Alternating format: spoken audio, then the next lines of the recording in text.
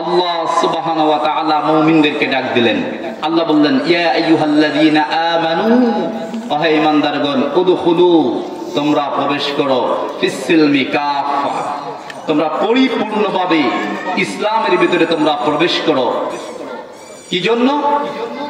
ওয়ালা তাত্তাবিউ খুতুওয়াতিশ শাইতান, আর তোমরা যে কাজটা করবে না সেটা হচ্ছে তোমাদের পরম দুশমন, তোমাদের শত্রু, তোমাদেরকে জাহান্নামের পথে যে নিয়ে যাবে সেই শয়তানের তোমরা পদাঙ্কুন, সেই শয়তানের অনুসরণ আনুগত্য তোমরা করবে না। আর এটা যদি না করো তাহলে তোমরা পূর্ণরূপে ইসলামের ভিতরে প্রবেশ করো। কেন নয়? ইন্নাহু লাকুম আদুউম মুবিন, নিশ্চয়ই এই শয়তান, এই ইবলিস তোমাদের প্রকাশ্য শত্রু। সবাই বলি নাউজুবিল্লাহ। এই হচ্ছে আল্লাহ তাআলার কথা। এখন আমরা ইসলামের ভিতরে পরিপূর্ণ প্রবেশ করব। ইসলাম কি? প্রথমে এই জিনিসটা আমাদের বোঝা উচিত।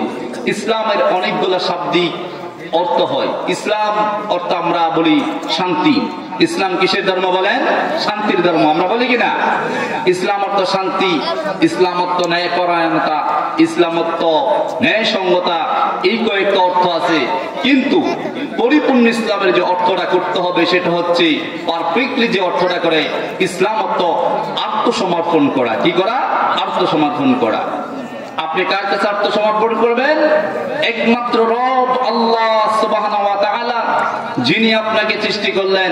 ওই রবের দরবারে, ওই রবের আহকাম হুকুম বিধানের সামনে আপনি যখন পরিপূর্ণ সারেন্ডার করলেন, জীবনটাকে উৎসর্গ করে দিলেন, জীবনের কাজ কর্ম, ব্যবসা বাণিজ্য, আমার ক্ষেত খামার থেকে শুরু করে পরিবার, সমাজ, রাষ্ট্র, আন্তর্জাতিক সহ সমস্ত লেনদেন, সমস্ত কার্যক্রম যা কিছু হবে ইসলামের বিধান মোতাবেক হবে। যদি ইসলামের মোতাবেক হয়, ইসলাম অনুযায়ী জীবন পরিচালিত হয়, সমস্ত কর্মগুলো হয়, তাহলে আপনি পরিপূর্ণরূপে ইসলামে আত্মসমর্পণ করলেন। আল্লাহ যে বলছে উদখুলু ফিস-সিলমি কাফা, পূর্ণরূপে ইসলামে প্রবেশ করো, তাহলে আপনি করতে পারলেন না, হয় আপনি ইসলামে প্রবেশ করতে পারেন নাই। রব্বে কারীম অন্যত্র বলে দিলেন, وَمَنْ أَسْلَمَ وَجْهَهُ لِلَّهِ وَهُوَ مُحْسِنٌ فَلَهُ أَجْرُهُ عِندَ رَبِّهِ وَلَا خَوْفٌ عَلَيْهِمْ وَلَا هُمْ يَحْزَنُونَ। আল্লাহ তাআলা বলেন, মান আসলামা ওয়াজহাহু লিল্লাহ, যেই ব্যক্তি আমি আল্লাহর কাছে আল্লাহর সন্তুষ্টির জন্য পরিপূর্ণ রূপে আত্মসমর্পণ করলো, একমাত্র আল্লাহর খুশির জন্য আমার কাছে সারেন্ডার করলো, ওহুয়া মুহসিন, তাকে আমি নেককার বান্দা হিসাবে ঘোষণা দিয়ে দিলাম। সুবহানাল্লাহ বলেন। সুবহানাল্লাহ। শুধু তাই নয়, ওই বান্দার জন্য রব্বে কারীম কি রাখলেন? আল্লাহ পাক বলেন, ফালাহু আজরুহু ইনদা রাব্বিহ, যে মুমিন যাকে আমি মুহসিন বানালাম, নেককার হিসেবে আমি গ্রহণ করলাম, তার জন্য আমি আল্লাহ পাক, আমি প্রতিপালকের কাছে কিয়ামতের দিন তার জন্য রেখে দিয়েছিলাম বিশাল জাযা।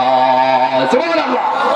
ওয়ালা খাউফুন আলাইহিম ওয়ালা হুম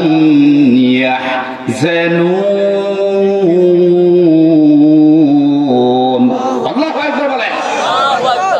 যখন আমার মুমিন পরিপূর্ণরূপে আমার কাছে সারেন্ডার করলো, আমি আল্লাহর সন্তুষ্টির জন্য যখন মাথা অবনত করলাম, আমি তাকে নেককার হিসেবে ঘোষণা দিলাম, তার জন্য আমি জাযা রেখে দিলাম। কিন্তু ওই মুমিনের জন্য আরো একটা সুসংবাদ আছে, সেটা হলো কি? ওয়ালা খাউফুন আলাইহিম ওয়ালা হুম ইয়াহজানুন, তার দুনিয়াতে কোনো ভয় নাই, দুনিয়াতে কোনো চিন্তা নাই, দুনিয়াতে কোনো তার টেনশন নাই, এবং তার আখিরাতে কোনো দুঃখ করার চিন্তা করতে হবে না, আখিরাতে কোনো তার বাধাগ্রস্ত হবে না। আখিরাতটাও আল্লাহ পাক রব্বুল আলামিন তাকে দুঃখ, দুর্দশা, আযাব থেকে মুক্ত করে আল্লাহর 8 ও জান্নাতের ভিতরে প্রবেশ করাই দিবেন। ওয়ালা খাউফুন আলাইহিম ওয়ালা হুম ইয়াহজানুন। যদি আপনি ইসলামকে পরিপূর্ণরূপে মানতে পারেন তাহলে দুনিয়ার বয়স শেষ, আখিরাতের বয়স। কথা বলতে আমার সাথে, দুনিয়ার বয়স শেষ, আখিরাতের বয়স।